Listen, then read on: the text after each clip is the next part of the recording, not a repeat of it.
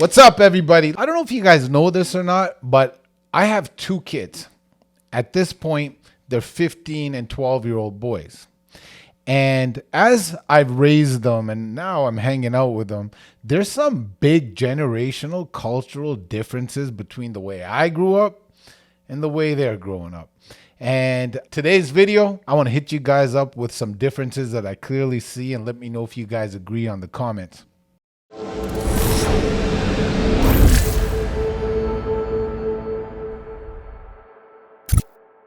First of all, social media. How can we not have this topic of discussion without discussing social media? So my younger son, right? He likes playing basketball. I grew up playing basketball as well. Okay. So we're going to talk about social media, and we're also going to talk about the differences of the way he's playing and the way I started playing. Let's cover social media first. Okay.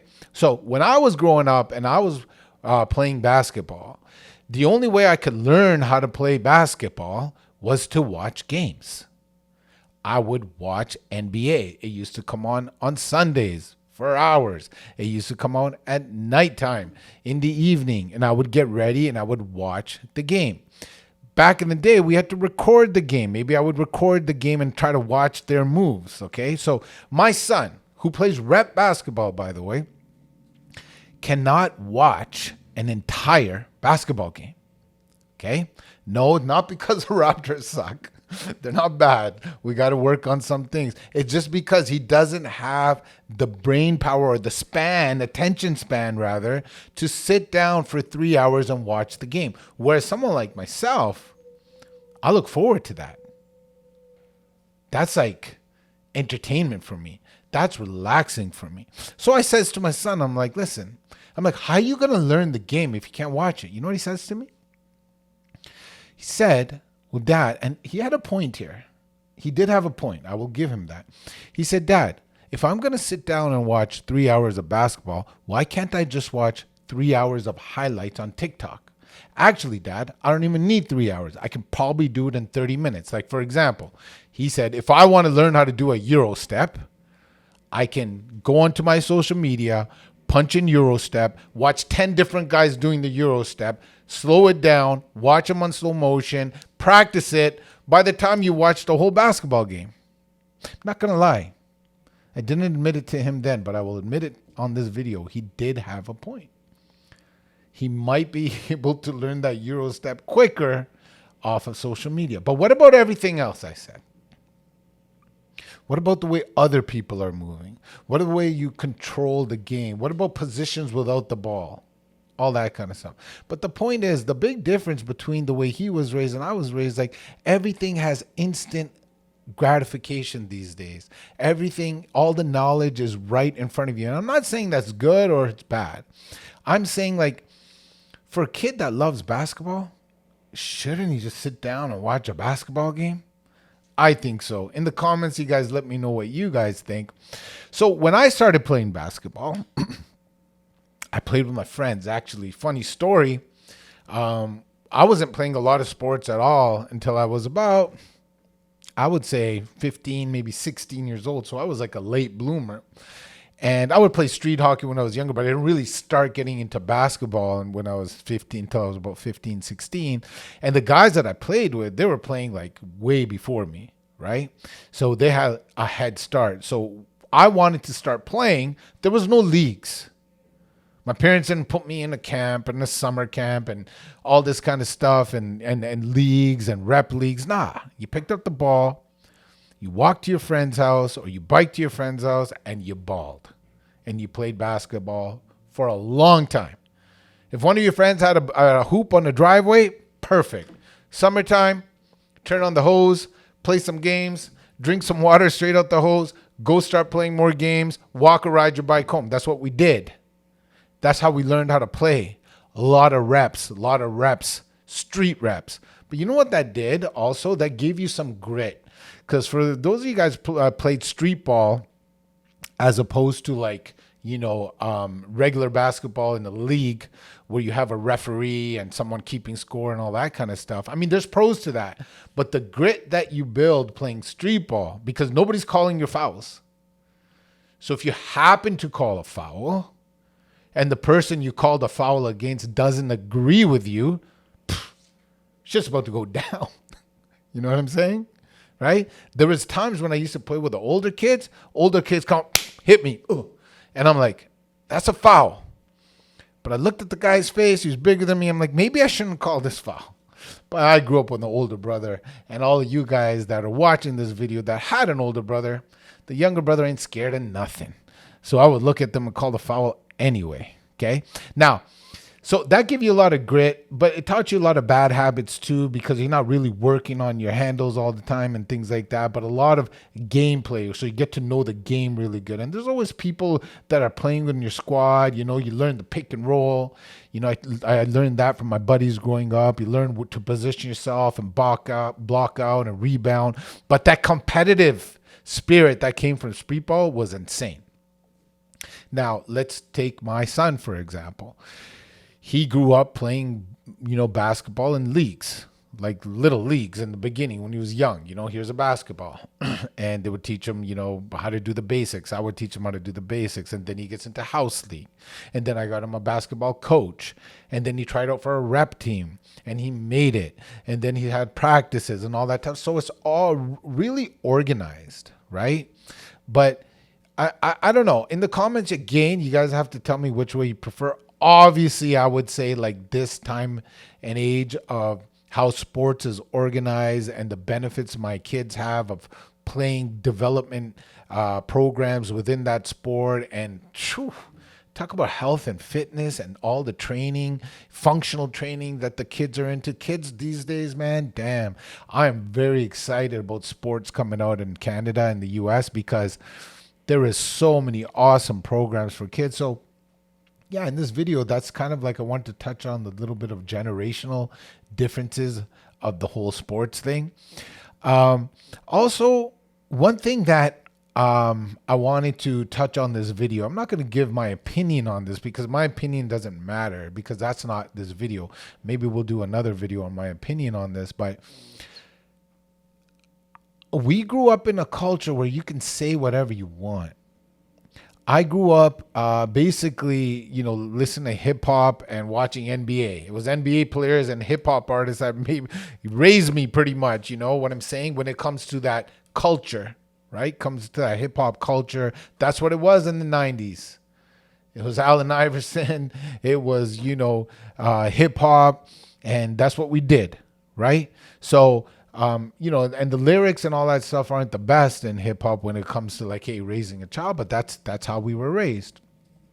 The point I want to make is it is a lot different now because although we heard that stuff and we were raised by that, and even the TV shows, people would say what they wanted to say, what was on their mind. Whereas this day and age, you can't even say what you feel, So as a father, sometimes I have to tell my kids, both boys, my older one is 15, we'll get to him in a second, in terms of like, I was talking about my younger one and his basketball, but my older one, he's into some sports too. We'll get to that in a second. But it is important for them to speak their mind without having to feel that they're going to get criticized for their opinion. Because one of the biggest things that I've gotten and the success that I've received through businesses that I've created is because I had the freedom of speech and to say what's on my mind and kind of get that feedback. And maybe I would correct it and maybe I wouldn't, but at least I got to say what I feel. In this day and age, man, I think that's a big problem. If you don't, if you aren't saying the things the right way, if culture doesn't look at the words that you're choosing to say in the right way, it's dictated. So what happens to a young man and a young woman, but I don't have any daughters, so I can talk about my sons. What happens to a young man in those situations, if they don't feel they can speak, then they're going to internalize all those thoughts and feelings. And when you internalize those thoughts and feelings, that's not good because you're not talking to anybody and you're just kind of marinating within your own thoughts. And who knows what that's going to brew up to later on in life. So as a father, I really taught my kids, hey, listen, I don't care if I agree with you or I don't agree with you. You need to tell me your opinion. And sometimes I like that opinion and sometimes I don't, but that's my problem. Okay? But their opinion to me is very important. And I taught that to them that, hey, whether you're in school or wherever you are and you want to say something and you want to speak, speak. Okay? Because at this time and age, that's not happening. So, one of the things that I love to do with my older son, my younger guy's a little young right now. I told him when he's 14, I might change that to 13. But when he's 14, I said, I'll start weight training with you. So my older guy, me and him are weight training. They're both into boxing as well, which is awesome. Because I feel, again, see, I was about to say something and I got to take my own advice. I was about to stop myself because I'm like, okay, what are people going to think when I say this? But you know what? I have to take the same advice I give my children, speak my thoughts. So here it is. I feel a young man should know how to throw hands. I think a young man should know how to throw hands. A young woman also should know how to throw hands or protect herself. Jiu-jitsu, judo, whatever. Okay? Because I'll tell you something. The kids that know how to throw hands, for us, it's boxing, right? In my family, if you know how to throw hands, you know how to protect yourself. Those are the kids that are probably not going to start fights. Okay? They're not going to bully. I have a rule in my house, and I tell this to my children. You can share it with your children if you want to. If you don't agree with it, that's fine too. But this is my video, so it's my rules. In my house, we have a saying, you don't bully, but you don't get bullied. You don't bully, but you don't get bullied, okay? So I want my children to be nice young men that are obeying the law, that are nice to people and sticking up for people. They get in more trouble at school or for sticking up for other people that are weaker than them, and I like that. I give him a pat on the back. My son came up to me the other day, well, not the other day, a few months ago, and like, hey, Dad, I just want to let you know that this and this happened to school. The guy pushed my friend on the locker, and my friend's a weaker guy, so I stood up for him. I'm like, there's nothing wrong with that, man. That was good that you did that. I'm proud of you, right? I feel that that's good to stick up for the people that you love and care about, okay? So going back to throwing hands, I think it's important.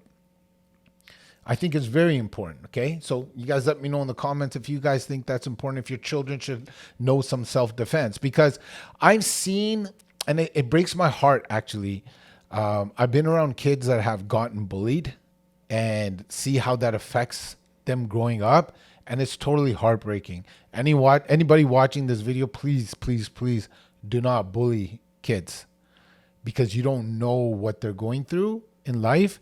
And you definitely don't know how it's affecting them. So I know I've been there. I've been there with my boys back in the day. And, we're picking on a kid. And the worst I did was laugh, right? But it's that guy that laughs that makes it worse, man. I was bad back then. I mean, in that situation when I'm reflecting. So I'll take you back to the time where some of my friends, punk kids, man. We're punk kids back then, right? And they were making fun of a guy the way he, whatever it was, what he wore or played basketball or whatever, okay? And the jokes were funny and I would laugh. But if you're watching this video, I regret laughing, okay? Because you don't know. I know it's funny and you and your friends are like hitting each other and cracking up and you're having a good time, but it's really affecting that kid that's getting laughed at, right? So if you're watching this video, please don't bully. I'm going to wrap it up with this, though. Working out. Okay, just a couple of seconds on working out. So I work out with my older son, and the confidence that he gets by building his body reminds me of the confidence that I started getting when I started building my body. So I think it's very important for young men and women to start hitting those weights and building that muscle. Now, the difference, what I like about this generation is the parents, like myself, like a lot of you watching, we have the more time and resources to take our kids to these events, to train with them or get them trained through somebody else. We have that, whereas When I was growing up, our parents really didn't. A lot of you guys are immigrants like me, and we grew up in apartment buildings and apartment complexes and things like that, right? So it was a little different. Our parents were out working in factories. They weren't lucky as us. So I really like that about this generation. Look, I can go on, and maybe I'll make another video about this, but look, here's some of the differences between generations. I threw some family dynamics in there and anti-bullying stuff. Hope you enjoyed this video. We'll see you guys next time. Look, if you like these videos, let me know. Hit a subscribe. Take care, y'all.